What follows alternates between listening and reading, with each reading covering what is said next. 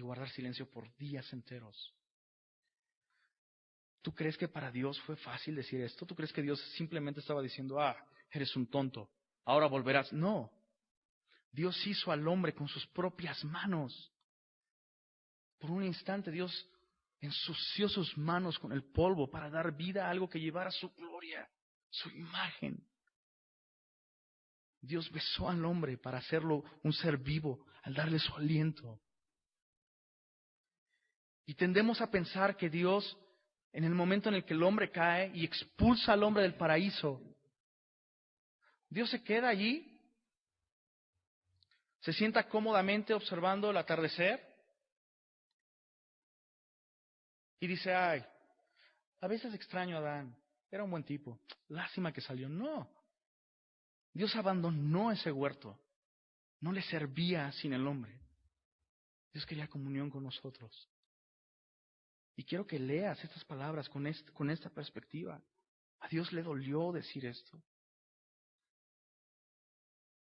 Estas palabras no solo imprimieron en Adán y en Eva una tristeza, un dolor que sin duda jamás desapareció hasta que volvieron al polvo, sino que también imprimió un pesar en el Señor, en nuestro Dios, en nuestro Creador.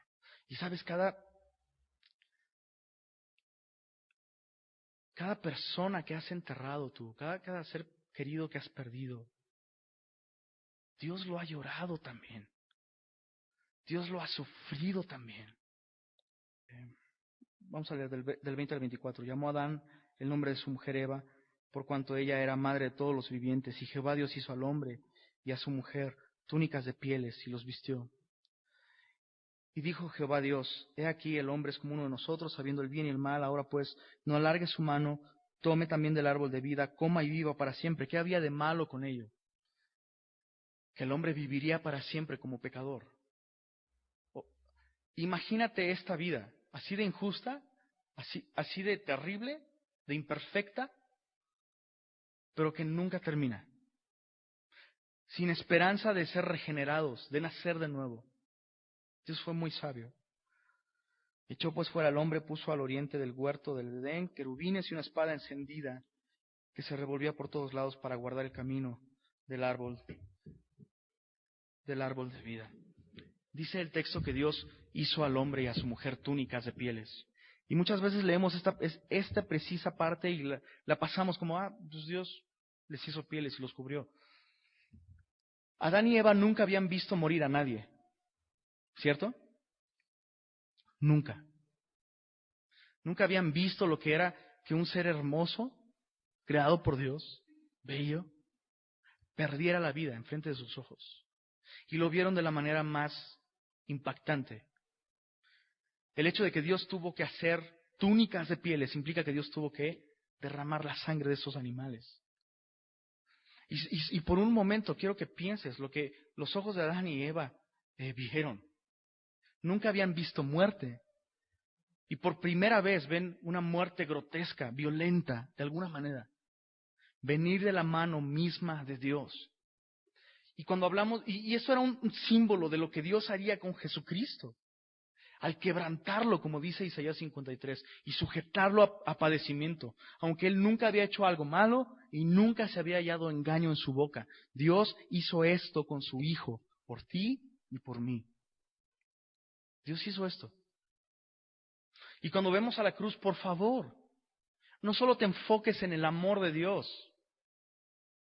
A veces vemos estas frases, estas postales, pósters, tarjetas, una imagen de Jesús crucificado allí, con los brazos extendidos y así de grande es mi amor por ti. Sí, es totalmente cierto, pero así de grande es nuestra maldad también. Así de grande es nuestro pecado también. Dice Charles Spurgeon, si Dios castigó así a su Hijo, cuyos pecados no eran propios, sino solo se le imputaron, ¿cómo pensáis que será el castigo para aquellos cuyos pecados son propios y nunca se arrepintieron de ellos? Dios es justo.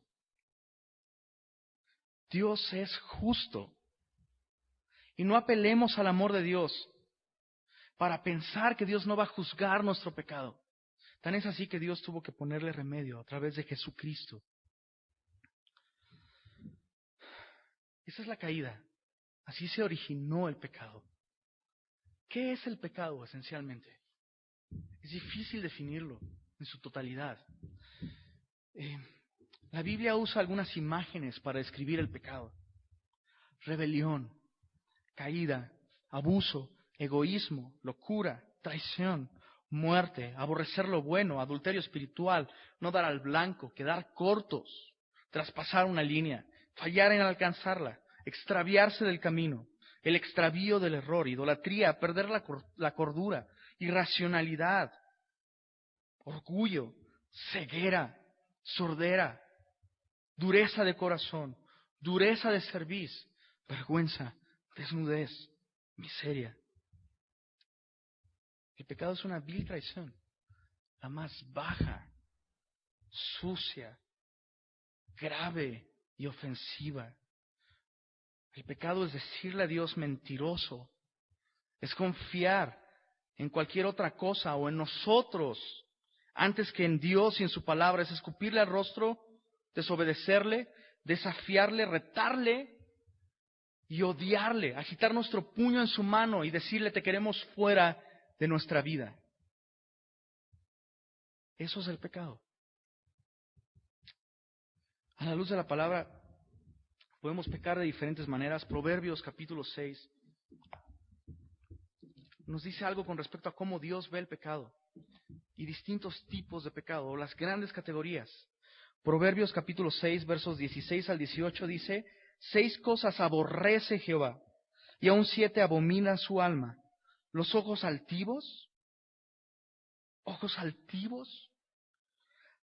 ¿Te habla de actitud eso? Sí. Lengua mentirosa. ¿Te habla de palabras? Las manos derramadoras de sangre inocente. Te habla de acciones.